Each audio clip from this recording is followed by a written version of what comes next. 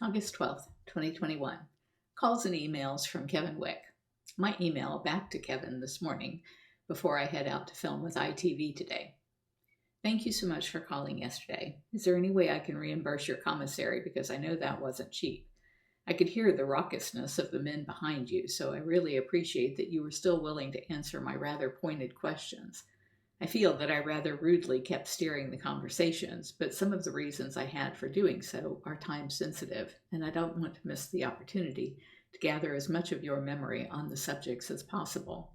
Joe's resentencing is a driving factor because the media has been running with his twisted version of something I said, and I need to nip that in the bud.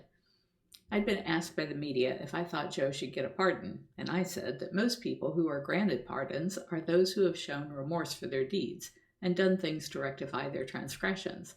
I said if Joe really wanted a reduced sentence, he should work with law enforcement to help put his accomplices behind bars, and he should convince Congress that the Big Cat Public Safety Act is the only way to end the abuse of big cats and their cubs.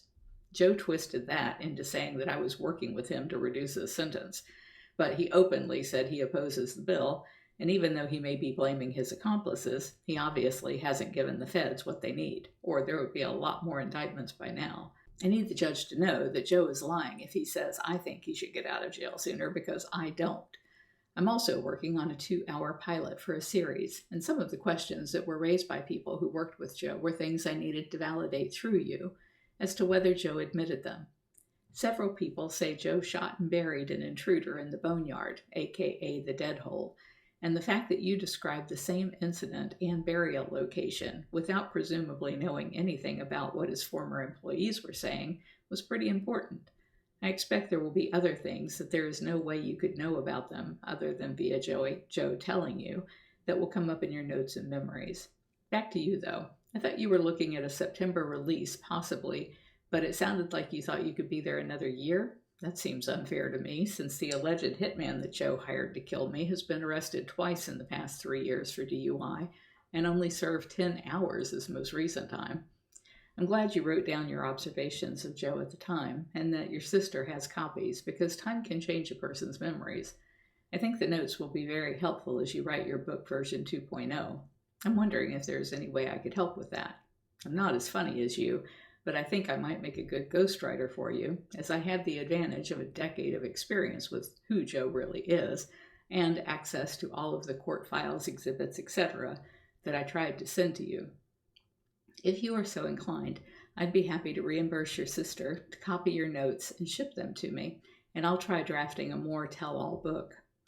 I'd send each chapter or section to you via email so you can make sure it's accurate and in your own voice through your own edits. By then, 12:41 p.m. Thank you, Siri. Then by the time 12:41 p.m. Then by the time you are out, it will be written and ready for you to do what you want with it. As a way of a contract with you, I'll state right here that I won't release the book to anyone else's eyes without your pre-written approval, and that the finished product belongs solely to you to do with as you see fit. My reason for spending any time on it is to learn what I can from your conversations that I may not know. Thanks again for your time. Kevin wrote back.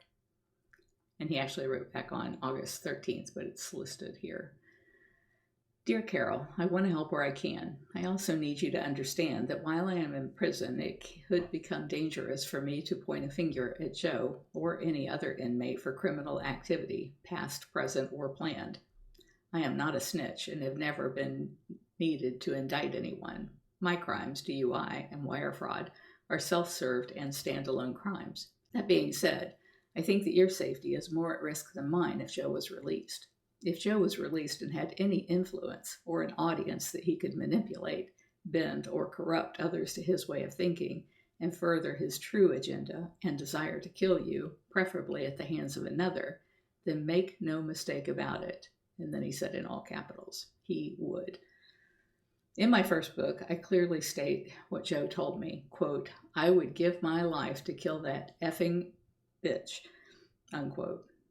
He had a look in his eyes that I've only seen before in the eyes of convicted killers, and only in prison.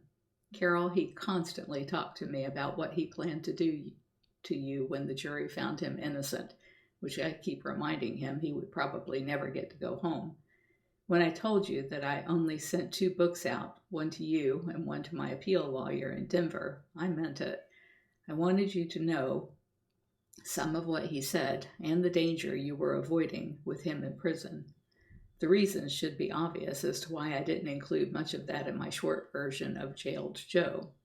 I was heading into federal custody and knew he would be gunning for me once he caught wind of my book. He plays people to perform his dirty deeds, thinking he can stay insulated, but I still want to expose everything we can about him. What he did to them tigers and the way he told me with such excitement about feeding the live horses to the tigers breaks my heart to this day. Carole, I am absolutely humbled by your offer to ghostwrite a tell-all book about my encounter with Joe and the many confessions I heard from him directly and sordid stories indirectly. I want everything to come out that you think the world should know about this man who was hell-bent to kill anything and anybody that stood in his way. With a bullseye, again all in capitals, painted on you, you may have to jar my memory with some of your insight, and then I am sure the facts will surface. Joe talked to me nonstop, and of course he was the center of his universe and the world revolved around him. I have records with my sister. I also have some here that was brought in with my legal mail. I'm always writing and trying to remember as much as I can, and some of the things I have kept with me are so hardcore that it will be hard for me to convey. So please forgive me if they are very graphic and gut-wrenching. Many times I just wrote a sentence, an act, a name or nickname, or a, quote, zoo location, unquote.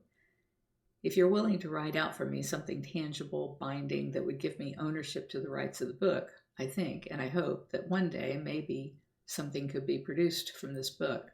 Please protect my rights and help me launch the book and promote its success.